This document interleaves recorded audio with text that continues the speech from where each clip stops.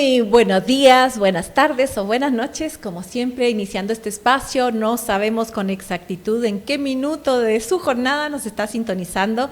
Bienvenidos y bienvenidas a este espacio maravilloso en el que podemos compartir un tema que normalmente no tiene estos espacios para poder ampliar nuestra visión, para compartir nuestras experiencias desde diferentes perspectivas de lo que significa esta vida común, este espacio común que compartimos, que es la ciudad. Como siempre, para mí es un honor y un privilegio que invitados ilustres e invitadas ilustres acepten esta invitación para que podamos compartir con ustedes una conversación de tú a tú con personajes, con personas que tienen, como todos nosotros, algo que contar, siempre en relación a esta coexistencia urbana como ciudadanos que compartimos una ciudad. Y hoy, pues no es la excepción, como siempre tengo un invitado al que yo le tengo mucha admiración y mucho aprecio. Él es Alexander y es, como yo, amante, apasionado de la ciudad, como yo también un caminante. De hecho, ustedes van a poder ubicarlo porque él es Guate a Pata. Bienvenido, Alexander, qué gusto y qué honor tenerte aquí conmigo. No, muchas gracias por la invitación, Ninochka, y por la introducción. Saludos a la audiencia, gracias por invitarme a este espacio a conversar. Buenísimo, fíjate tú que siempre es muy bonito poder conocer estas experiencias. Nosotros nos conocimos hace ya bastante tiempo atrás. Antes de pandemia. Antes de pandemia, justamente compartiendo estos espacios históricos que tenemos, principalmente en el centro histórico de nuestra ciudad. Pero me gustaría conocerte un poquito más porque aparte de este proyecto lindo que nos ha ayudado a entender, a conocer la ciudad desde una perspectiva del caminante, del peatón, yo supe y sé que tienes otros oficios, ¿no? Eres actor, eres innovador, emprendedor, tienes muchos temas que compartir aquí con nosotros. Mira, yo la verdad primero empecé estudiando para ser guía general de turistas. Eso es lo que yo quería estudiar como un oficio mientras estaba en la universidad, ¿verdad? Entonces pasé ese año estudiando en INTECAP, ¿verdad? De ahí me certifiqué para ser guía autorizado y pues ahí en ese periodo de ver qué hago con mi vida, ¿verdad? Cabal, fue de un día caminando en la Sexta, ¿verdad? De que me di cuenta que el centro histórico de Guatemala no es explotado turísticamente. O sea, vas a cualquier país del mundo y vas a decir, conozcan el centro histórico. Exacto. En cambio aquí es como que no, ahí no, andate a la antigua. Entonces me di cuenta que ¿cómo es eso posible, verdad? Entonces un día caminando dije, bueno, yo soy guía general significa en toda la República, ¿verdad? Ah, ok. Autorizado, entonces general, todo Guate, y camino mucho porque ya estaba en la U, estudiaba en el centro, en el Paraninfo Universitario, Guate a Pata, y ahí nació el nombre porque caminaba un montón, ¿verdad? Y es ahí fue donde me di cuenta que a pie es cuando te das cuenta de un montón de detalles arquitectónicos, un montón de historia, placas, que mientras vas en carro no te das cuenta. Ni enterado. Exactamente, entonces primeramente fue así como empecé y a través del video fue que también le pude mostrar a la gente detalles, ¿verdad? Hay cositas que se complementan en video y otras que se complementan visitando el lugar. Totalmente. Y eres un excelente comunicador. Muchas gracias. ¿Estudiaste algo que tiene que ver con actuación? Sí, yo estudié licenciatura en arte dramático con especialización en actuación en la Escuela Superior de Arte de la San Carlos. Esa fue mi segunda opción porque si hubiera podido hubiera estudiado cine. Pero mira, al final nunca es tarde, que conste. Pero al final mira todo se va uniendo. Sí. Siempre que elijas algo que te gusta se va uniendo, buscar la forma de unirlo orgánicamente en tu vida. Es cierto, al final los títulos son como una herramienta, una llave para abrir puertas, pero al final la pasión y los intereses propios son los que van haciendo el camino siempre regresan, de siempre regresan. Sí, definitivamente. Yo recuerdo que, hicimos un evento que era la fiesta de las 4 esquinas. ¿Cómo se llama? Creo que era la fiesta de los 4 barrios. De los 4 barrios, ¿verdad? Eso es, exactamente. Muy bien, gracias. Que fue justo, creo que el año antes de la pandemia, el 2019. Y dentro de esa celebración de lo que significa la ciudad, yo tuve el privilegio de hacer un recorrido contigo. Y creo que, como tú decías, se combinaba todo, porque obviamente tienes una capacitación para ser un guía, no solo de turismo, y eso es el diferencial que fue lo que a mí me impactó. Primero, bueno, tu facilidad como comunicador, tu cercanía para con la gente y la manera en que explicas la ciudad, que tiene que ver también con otra parte que yo no sé si tú la estudiaste, que tiene que ver con la historia, ¿no? ¿Cómo fue o cómo has sido tú armando esos recorridos que son vivenciales, pero que también tienen un trasfondo muy valioso que te va explicando el porqué pues, del Art Deco en el centro histórico, o tal vez sucesos o anécdotas simplemente que hacen de esos recorridos a pata mucho más interesantes? Fíjate que yo siento que o sea, aunque no creas, yo ya soy un señor para las nuevas generaciones. Come tragaños. ¿Verdad? Pero abríamos a principios del 2000, no sé por qué a mí me gustaba ver muchas fotos antiguas. O sea, en el 2000 apenas estaba empezando el internet, ¿verdad? En Guatemala. Sí. No sé, como que me di cuenta que eso me gustaba, y ya con el tiempo pues me di cuenta con lo de guías que uno podía pues sacarle raja a eso.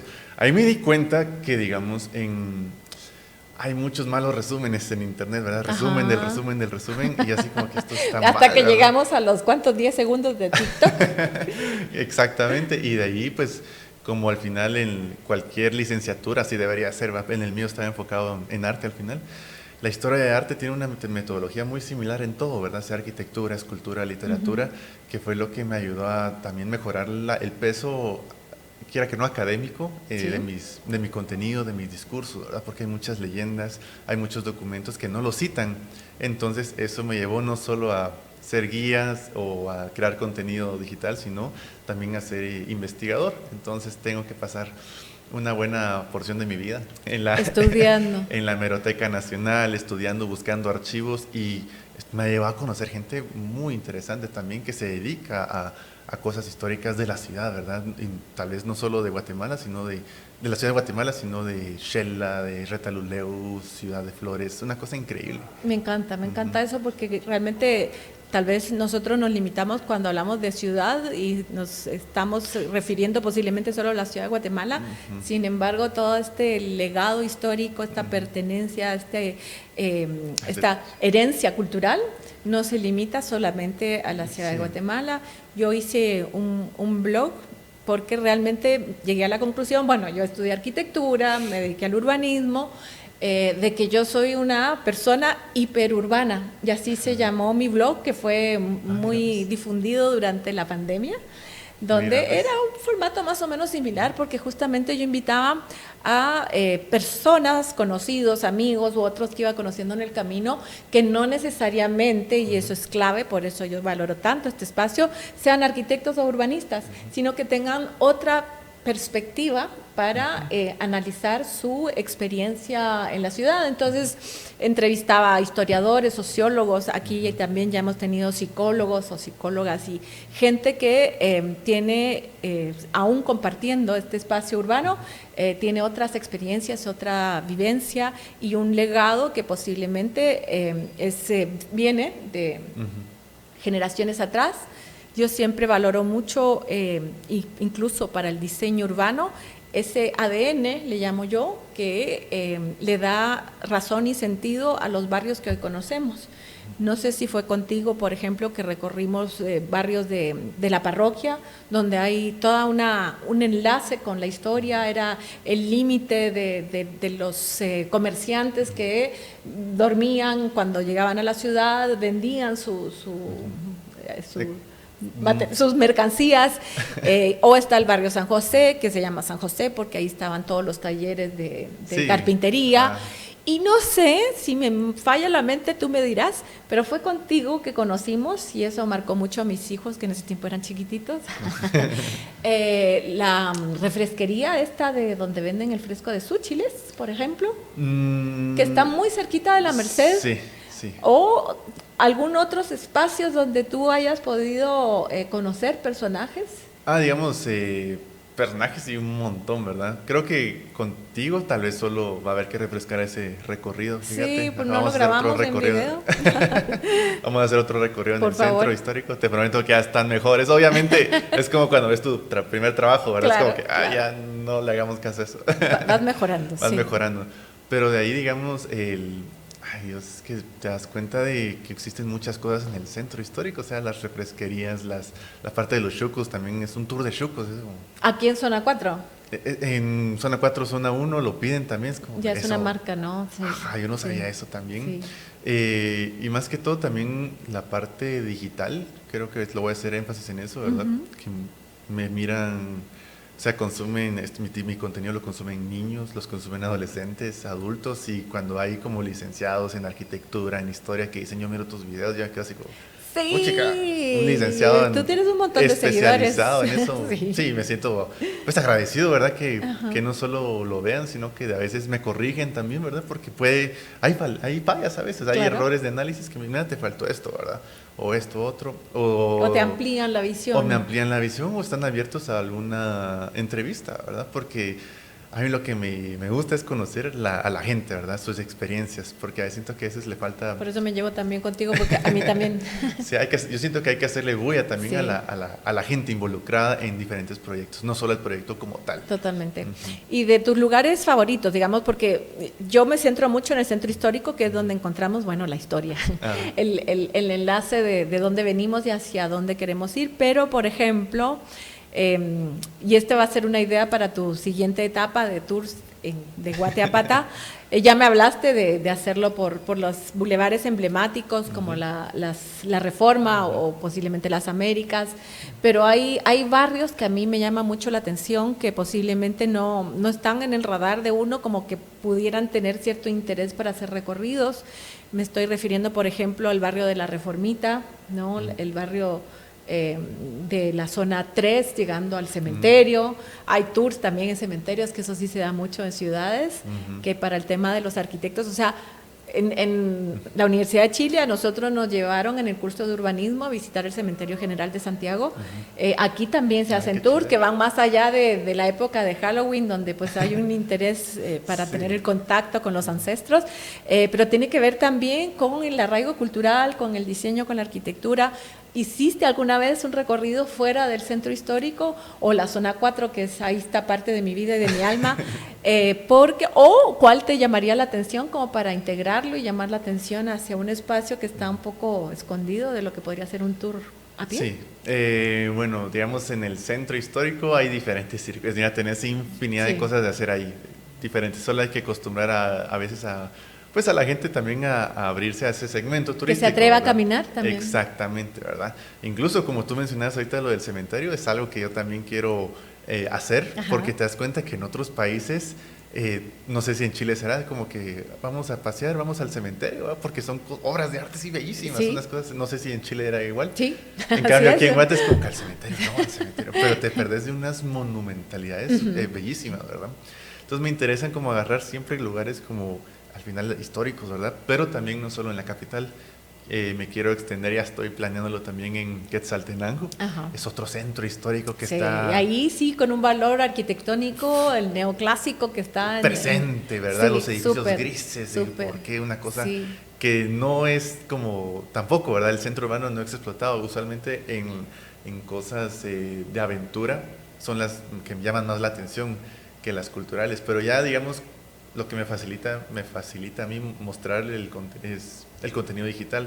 Mira todo lo que se puede recorrer aquí, ¿verdad? Entonces, está Quetzaltenango, me gustaría también recorrer otros circuitos de la Antigua, porque no solo es el casco urbano, sino alrededor hay un montón de iglesias así refundidas en el monte, ¿verdad? Y unos pueblitos con una riqueza impresionante. Ajá. Que además ahí hay como más este enlace que yo decía con los oficios, ¿verdad? Ajá. Porque está... se me olvidó el nombre de este pueblo, esta ciudadita que está muy cerca de la Antigua, donde hacen todos los trabajos de cuero. Ay Dios, hay pastores. Yo lo dije primero. O hay otros que se especializan en bronce, en artesanías en bronce, o hay infinidad de... La calle de los herreros, dicen ahí, ¿no? Por San Sebastián, o sea, hasta el nombre, porque ahí se dedicaban los oficios de la gente, ¿verdad? Sí, y ese es el origen de por qué nos reunimos en ciudades. Dame tu opinión desde tu perspectiva. ¿Qué sucede ahora? Bueno, hubo todo un desarrollo que fue como aspiracional porque queríamos construir una ciudad moderna, que está bien, ¿no?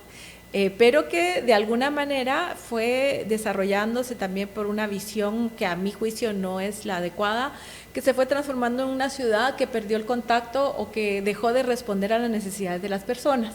Hablábamos antes de sentarnos aquí lo difícil que es movilizarse en esta ciudad. Estamos como atrapados y esa es una sensación muy impactante que no solo te afecta en el tema de salud mental, sino que también te afecta en productividad, en relaciones humanas, en poder tener el contacto con la familia y todo lo demás, pero que es una evolución que puede también tratarse de una involución, porque resulta que no se hace caminable.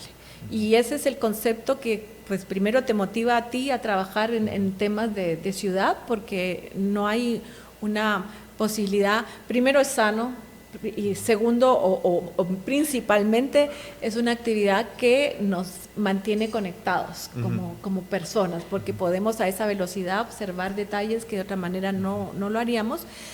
Y se perdió esa esencia de los oficios, donde de alguna manera un barrio se destacaba sobre el otro, o se distinguía, no se destacaba, porque ahí ibas a encontrar a los panaderos, o porque aquí tenías a los sastres, y a una distancia caminable. ¿Cómo analizas tú o por qué crees tú que la ciudad fue creciendo de una manera en que se disgregó de ese enlace histórico que solo encontramos en las áreas fundacionales de la ciudad, y que ahora, si tú ves una ciudad moderna como Zona 10, resulta ser un área mucho más inhóspita para las personas que lo que originalmente eran los barrios? Sí, mira, primero tenemos que recordar que en el periodo colonial la ciudad se trasladó, ¿verdad? Y no solo se traslada a la ciudad capital, sino que los pueblos alrededor. Por eso allá hay Jocotenango, aquí había Jocotenango, que era un pueblo aparte. Allá las iglesias se repiten. Exacto, ¿verdad? Ciudad Vieja allá sigue siendo municipio, y aquí también está la Ciudad Vieja, que es el Parque Central, era donde está la Embajada de México. Entonces todos esos pueblos al final los va absorbiendo la ciudad capital, ¿verdad? Para extenderse. La nueva. La nueva ciudad. Zona 10 era un montón de montes, o sea, no había no había casas hasta los 50, que en la época de los 50 es cuando empiezan un poco más de las construcciones residenciales, colonias, como por ejemplo la Betania, que fue de Juan José Arévalo. De ahí empiezan en los 60 el Martinico, algo así creo que se llama, por Zona 6. Zona 6, sí. De la época de Arbenz. De ahí empieza a aparecer Ciudad Nueva en los 50 también. Se va extendiendo hasta llegando a la calzada San Juan con las nuevas carreteras, ¿verdad? Como Montserrat, San Francisco, 1 de Julio, proyectos, o sea, pero esas grandes residenciales siempre eran pues para, ¿cómo se dice? Ciudades dormitorio, digamos. ¿Sí? Porque al final siempre tenían que trasladarse aquí a la capital, ¿verdad? Entonces creo que eso es una de las... y todavía sí, me cuenta mi mamá, que ella nació en el 72, que aún así irse en bus era divertido, porque te juntabas con tus amigos en los 80s, te venías aquí a la ciudad, incluso coqueteabas con el piloto porque les parecía, yo sí como que al piloto, ¿en serio? Sí, porque era una sociedad más igualitaria. ¿No? Era como las películas gringas, supongo, ¿verdad? Pero no sé después qué fue lo que pasa, que se cierran colonias ahora, ¿verdad? Que el transporte urbano entre municipalidades es más difícil, menos eficiente, un poquito más inseguro, que creo que eso poco a poco pues uno va prefiriendo, ¿qué? Aislarse. Aislarse por seguridad. Sí, y es un concepto que no es correcto, ¿no? Sí, no, y justamente el nombre de este programa es Ciudad Viva, porque tiene que ver con el ideal de vivir en una ciudad que debiera estar con la presencia humana permanentemente, que lo comentabas tú también. Digamos, hay como un estigma, de hecho hay muchos jóvenes que estudian en universidades privadas y que nunca, y a mí me pasó una vez que me invitaron hace muchos años atrás a dar un taller, una pequeña clase a estudiantes de arquitectura, y les pregunté cuántos conocían al centro histórico. Esto habrá sido tal vez en el año 2015, por ahí. Y estudiantes de arquitectura, eran como 20 estudiantes y eran 6 estudiantes levantaron la mano.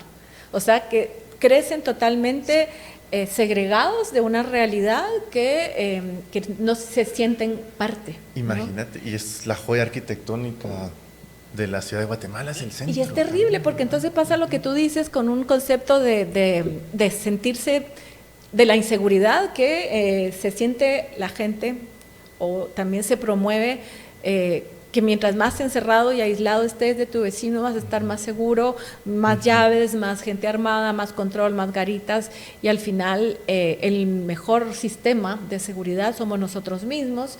Ya lo decía una urbanista, Jane Jacobs, que el mejor método de seguridad ciudadana son los ojos en la calle. Esto quiere decir que tengamos no una ciudad segregada, separada por muros y rejas, donde efectivamente no hay comunicación entre el espacio público, la calle, y las viviendas o los edificios privados, que al final terminan siendo una trampa, ¿no? ¿Ves alguna posibilidad de revertir ese fenómeno? Tú que conoces y hablas con la gente. Mira, es que todo este tipo de proyectos, si los empezamos hipotéticamente tú y yo, tenemos que tener en cuenta la posibilidad de que los frutos se van a ver en 50 años. O sea, todo no es a largo plazo en las ciudades. Exactamente, sí. O sea, pero pensando con esa voluntad de, no, tal vez no me van a aplaudir, tal vez yo no voy a ver el resultado, pero sí es posible hacer cambios. O sea, lo miras en muchos lados de Europa. Sí.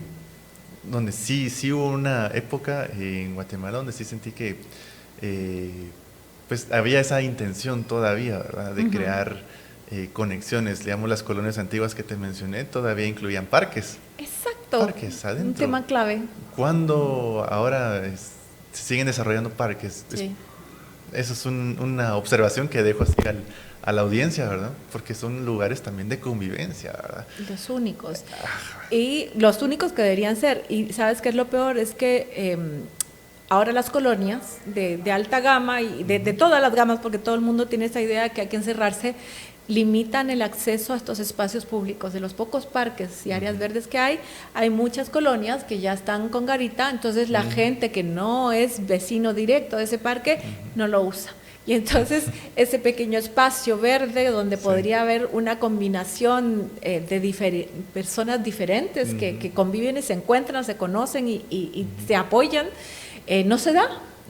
Entonces los unos conviven con los mismos. Hasta se llegan a sentir dueños, ¿verdad? Exactamente. Entonces estamos generando esta ciudad separada con una gran desigualdad en torno a los servicios, pero sobre todo algo que es imperdonable en torno al acceso a estos espacios públicos donde antes se planificaban dentro del desarrollo de los nuevos espacios en la ciudad y que hoy en primer lugar ya no se planifican porque pues no hay un municipio que lo promueva y no hay un desarrollador que esté interesado en entregarle a la ciudad un espacio que más bien para ellos sería perder ganancias, ¿no? Si haces un espacio público accesible para todos, dejas de hacer desarrollos para vender.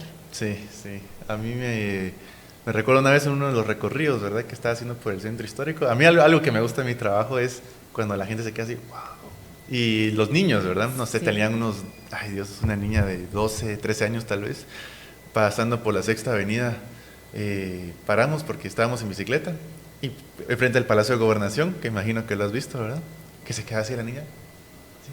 Yo no sabía que esto estaba en Guatemala, así como, ¿cómo no? Había un palacio. Hay un palacio, así, y el de Gobernación, y de ahí cuando entró al Palacio Nacional, niños también se quedan así como que, wow, esto es aquí en Guatemala, porque tampoco es promocionado, fíjate. Sí, es cierto, y bueno, están siendo ocupados como instituciones públicas que normalmente no tienen la visión de una parte abrirlo. Turística. A mí me gustó mucho, digamos, uno de los cambios más valiosos en este cambio de régimen de gobierno que tuvimos hace un año y medio atrás, porque si tú te recuerdas, hace un año y medio atrás, con el gobierno anterior, incluso el Palacio Nacional estaba rodeado de estas vallas que te separaban físicamente, no solo simbólicamente de tu gobernante con el pueblo, sino que era imposible acercarse. Sí, ahora el Palacio está abierto, hay actividades culturales, que era un poco el sentido que tenía. Y sí, o sea, si te das, es que la gente, mira, tenemos que admitir que a veces la gente que vive en el área metropolitana pues tiene otra perspectiva, ¿verdad? Pero mucha gente del interior no sabe que el palacio se puede visitar.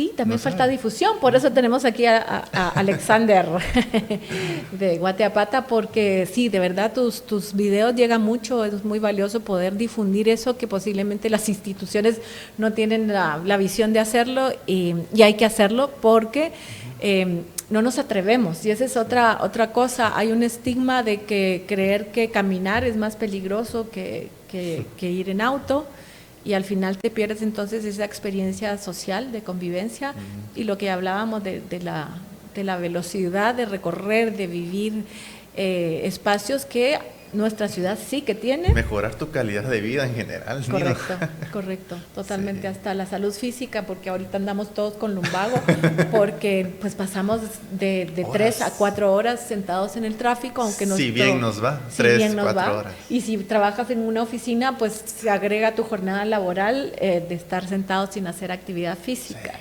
Sí. Vamos a empezar como los japoneses, a estirarnos. Entonces. Sí, a tener la hora incluso para tener una siesta en medio de la jornada laboral, que sería fantástico. Cuéntame, ¿cuáles son tus planes? ¿Qué podemos esperar de Guateapata? A mí el nombre de verdad que me encanta, porque además nos identifica muchísimo con una frase que ya la podemos decir, pero que no la hacemos realidad, porque prácticamente no caminamos a pie en esta ciudad. Sí. No hay banquetas, no hay parques, no hay espacios, entonces es difícil. Por eso hay que tener estos proyectos y esta visión para incentivar y que la gente se atreva entonces a bajarse del carro para poder recorrer su ciudad. ¿Vas a seguir con esos tours o vas a dedicarte a hacer la difusión, que está súper valiosa? Es de diversificar. ¿No? Eso me parece genial, sí, porque este chico además es un emprendedor nato. No, sí, eso es mi pasión. Te digo que afortunadamente han habido más espacios que se me abren, ¿verdad? Por eso le pido a la audiencia paciencia, ¿verdad? Pero sí, parte de mi contenido lo pueden seguir viendo en TikTok, en Instagram, que son el contenido que se produce un poco más rápido, pero ya investigaciones más largas y profundas los pueden encontrar en mi canal de YouTube. Ahí sí pongo bibliografía, referencias para que la gente también lea y que no solo conoce el edificio, conoce tus archivos, mano, por favor. Exactamente. Y los tours también vamos a seguirlos haciendo, los sigo haciendo, solo que pasen ahorita un poquito las lluvias. Y si bien va, este año, pues lo que te comentaba, abrimos con paseos en la Reforma. Ajá. Y tal vez este año o el otro en Quetzaltenango. Me encanta. Es mi sueño llegar ahí también. ¿Y la dinámica cómo es? O sea, cuando se abran después de la lluvia, posiblemente noviembre, que es tan lindo para caminar, sí. Se paga, se compran boletos previos, es una propina. ¿Cómo es el sistema para encontrarte? Sí, tiene su tarifa. Los tours públicos siempre los voy a publicar en todas mis redes sociales con 1 o 2 semanas de anticipación para que la gente pueda ver si se apunta, ¿verdad? Y ahí publico toda la información, qué recorrido vamos a hacer, si va a ser aquí en la capital, si va a ser en la antigua, qué incluye. Usualmente es entrada a museos, alguna agüita, bebida. Y sí, o sea, la verdad es que son paseos que les gusta, a la gente le gusta.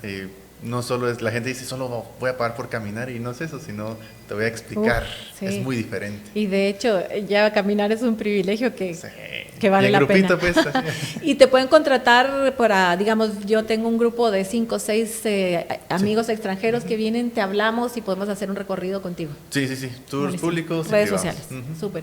Y ya se nos acaba el tiempo de esta conversación maravillosa, y a mí siempre me gusta, no lo hago siempre, pero conociéndote a ti, a mí sí me gustaría tener tu visión ideal. ¿Cómo sueñas tú la ciudad donde vives? ¿Cómo te gustaría que fuera?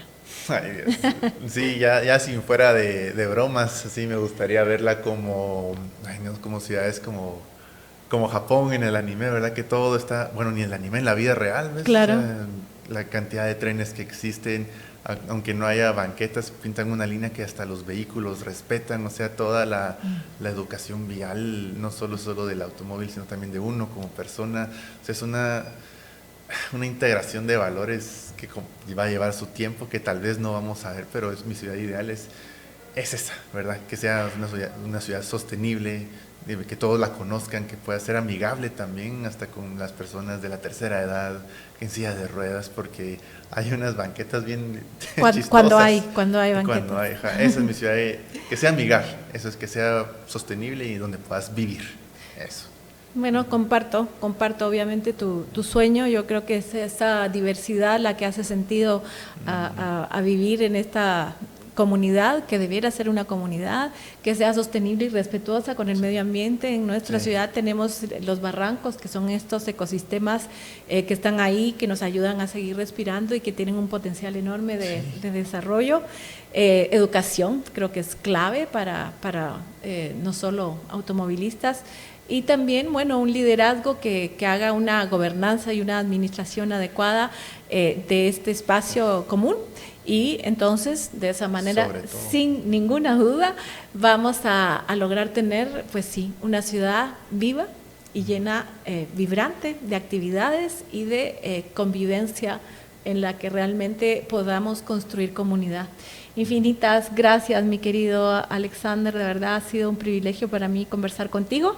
Te seguiremos en las redes sociales, todos invitadísimos a buscar Guateapata, donde no solo se aprende, sino que también se experimenta la ciudad. Gracias, Alex. Muchas gracias, Nino.